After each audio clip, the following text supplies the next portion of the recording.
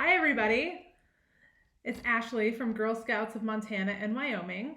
And today we are going to be doing part one of the Inventive Women exhibit from the National Women's History Museum.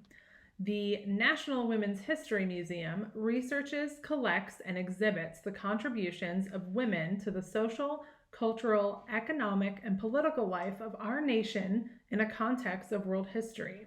It is located in Alexandria, Virginia, which is really close to Washington, D.C., our nation's capital. There are a lot of really cool exhibits on their website that you can go through. I'm going to list the website at the end of this video, and then a little bit of information about how you can find part two. There will be a scavenger hunt PDF for this video that you can follow along and answer some questions about notable tidbits and facts about these awesome women inventors from our American history. So let's get started. Okay, so this is the Inventive Women exhibit, curated and written by Elizabeth L. Maurer for National Women's History Museum. One of the things you will need to know about before we start is what a patent is. A patent is an exclusive right granted for an invention, which is a product or a process that provides a new way of doing something or offers a new solution to a problem.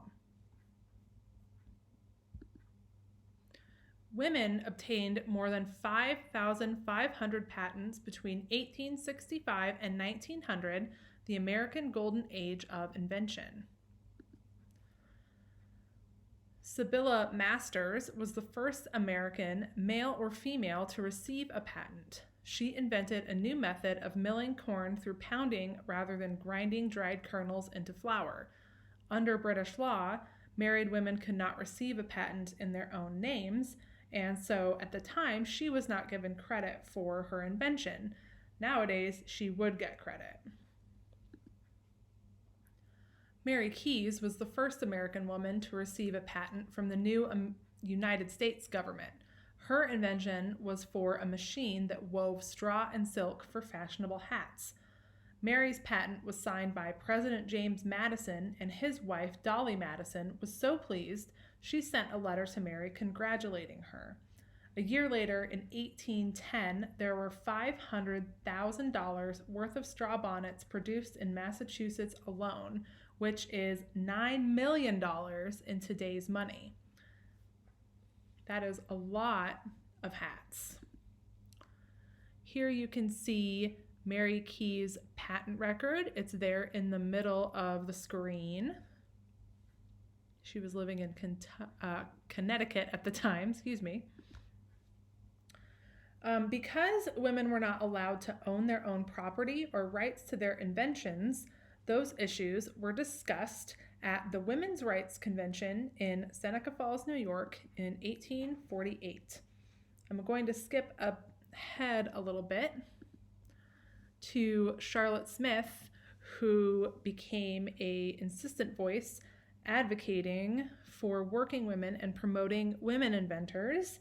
She was very focused on highlighting the accomplishments of women inventors, and she helped by pressuring the patent office to publish a list of women inventors to inspire more women's inventive activity.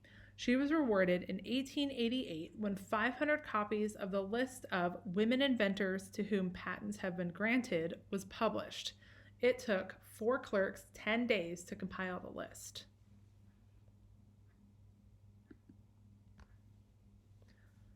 This is the Patent Office, which was a temple to invention.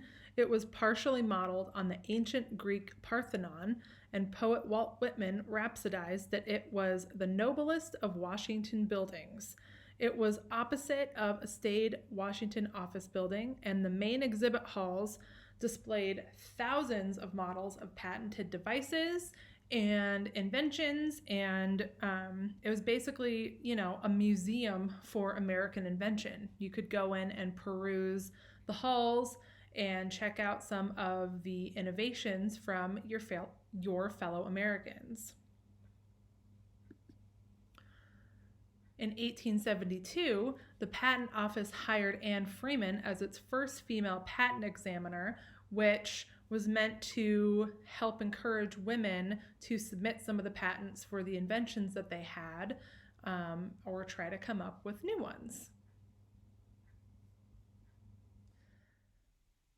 So that was super fun. That was part one of the Inventive Women exhibit. I hope that you filled out the scavenger hunt questions and learned a little bit about those awesome women. Please be on the lookout for part two of the Inventive Women exhibit. These female inventors saw problems that needed solutions or ways of improving doing something, and they set out to figure out how to do just that. We encourage you to look around in your own life and in your house or things that you like to do and see if you can think of a way that you can improve something or a way to solve a problem. And maybe you can be one of the next inventive women in American history. If you follow us on Facebook or check out our website, you'll be able to check out when part two is coming out, as well as a lot of other awesome virtual programming that we have planned and some really cool, fun activities. And we hope to see you there. Thank you for hanging out with me today, and I will see you during part two. Have a good day.